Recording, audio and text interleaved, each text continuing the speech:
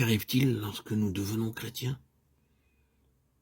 Dans cette méditation que je vous propose, nous essayons d'être avant tout pratiques, c'est-à-dire ne cherchons pas à exposer simplement la doctrine chrétienne, puisque la doctrine s'y trouve, mais nous ne voudrions pas présenter les doctrines du christianisme en théorie, si importantes soient-elles.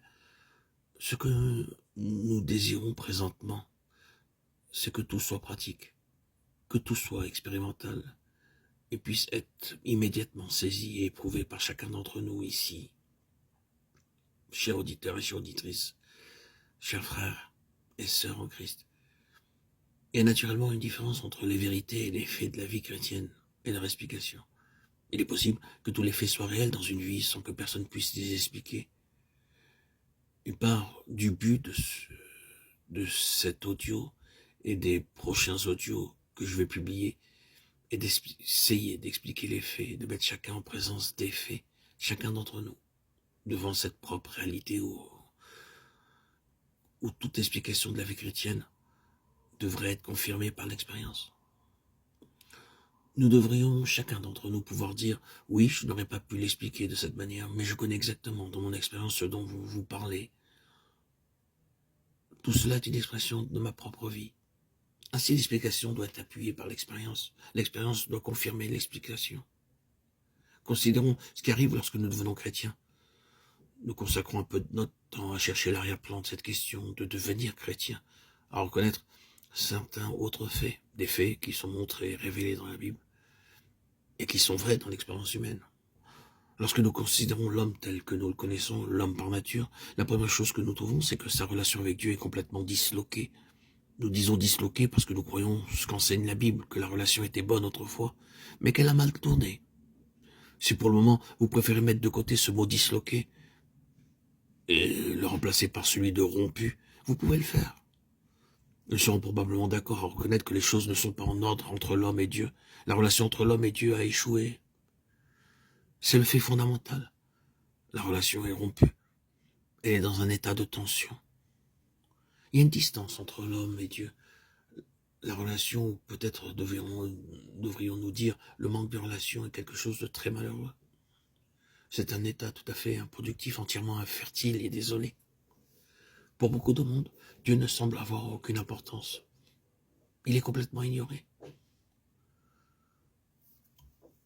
Mais tout cela est plus ou moins neutre ou négatif. Dans la plupart des cas, la situation est pire encore. Il est positivement antagoniste. L'homme est dans un état d'antagonisme à l'égard de Dieu, dans sa propre nature et souvent dans sa pensée, dans son attitude et la manière dont il parle de Dieu. Il existe un état de conflit, il y a de la méfiance dans l'esprit de l'homme à l'égard de Dieu. Beaucoup de ressentiments existent dans beaucoup de cœurs. Nous pourrions aller encore plus loin.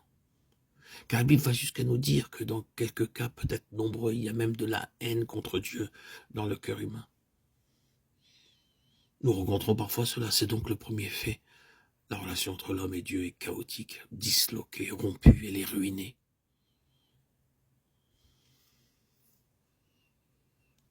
Et qu'arrive-t-il lorsque nous naissons de nouveau, lorsque nous devenons chrétiens, lorsque nous sommes nés de nouveau, nous sommes une nouvelle création. Si quelqu'un est en Christ, il est une nouvelle création, Corinthiens 5, 17. Eh bien, nous sommes vivants, de mort que nous étions. Nous sommes alors conscients de vivre. Mais ce n'est pas simplement le réveil de quelque chose, c'est le don de ce que nous n'avions jamais encore possédé, une nouvelle vie qui appartient à une nouvelle création, c'est-à-dire à un nouvel ordre, un ordre céleste. Car c'est une naissance d'en haut. Jésus n'a jamais dit une chose plus vraie que celle-là, il faut que vous naissiez de nouveau. Vous devez naître de nouveau entièrement dans un autre royaume, en tout état de cause.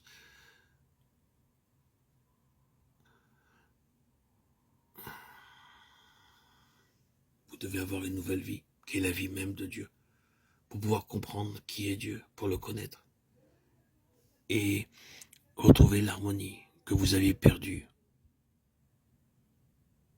L'harmonie, le lien et la réconciliation avec votre Dieu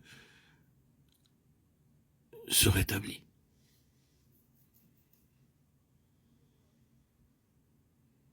Et cette vie nouvelle introduit immédiatement en nous une nouvelle conscience de Dieu. Le Christ est en nous, il vit en nous. Il nous a donné cette réalité vivante de vivre en sa présence, de vivre en relation avec Dieu.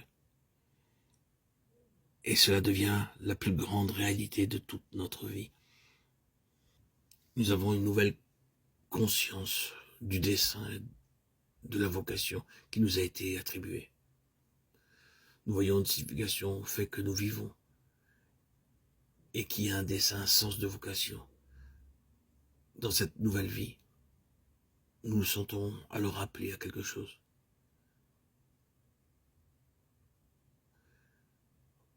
L'enfant de Dieu réellement né de nouveau se met spontanément, instinctivement à parler aux autres de son expérience.